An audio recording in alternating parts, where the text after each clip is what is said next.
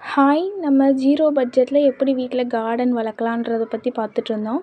இன்றைக்கி நம்ம வந்து மருதாணி எப்படி வீட்டில் வளர்க்கலாம் அப்படின்றத பார்க்கலாம். இதுதான் பார்த்திங்கன்னா மருதாணியுடைய விதை. இதை நீங்கள் வந்து மண்ணில் தூவி வச்சிங்கனாலே அது வளர ஆரம்பிச்சிடும். இந்த மருதாணி இலையை நம்ம கையில் அரைச்சி வைக்கும்போது நம்ம கை பார்க்க அழகாகவும் நல்லா பாசிட்டிவ் எனர்ஜி நமக்கு வந்து அதிகரிக்கும். இந்த மருதாணி செடிக்கு வந்து பெருசாக உரமெல்லாம் போடணுன்ற அவசியம் இல்லை. நீங்கள் காலையிலையும் சாயங்காலமும் தண்ணீர் மட்டும் தெளிச்சிங்கனாலே போதும், நல்லா வளர்ந்துடும். மகாலட்சுமியோட அருள் கிடைக்கணும் அப்படின்னா நம்ம எல்லாருமே வீட்டில் வந்து கட்டாயம் மருதாணி செடி வந்து வளர்க்கணும். அப்புறம் இந்த ராமாயணத்தில் மருதாணியை பற்றி ஒரு குட்டி கதை ஒன்று இருக்குது.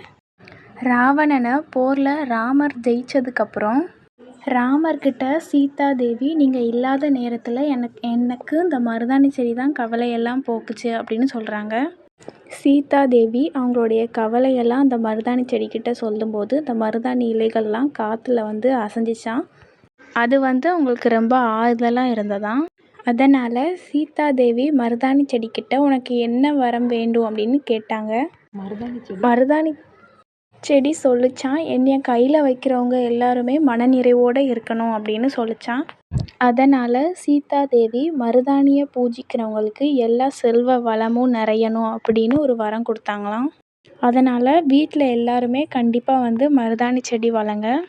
இந்த மருதாணி செடியோட விதையை நீங்கள் போட்டாலே போதும். அப்படி இல்லைன்னா மருதாணியோட ஒரு குச்சியை மட்டும் ஒடிச்சு நீங்கள் நட்டு வச்சாலே போதும், மருதாணி நல்லாவே வளர்ந்துடும். அவ்வளோதான் ஃப்ரெண்ட்ஸ். இந்த வீடியோ உங்களுக்கு பிடிச்சிருந்தா லைக் பண்ணுங்கள்.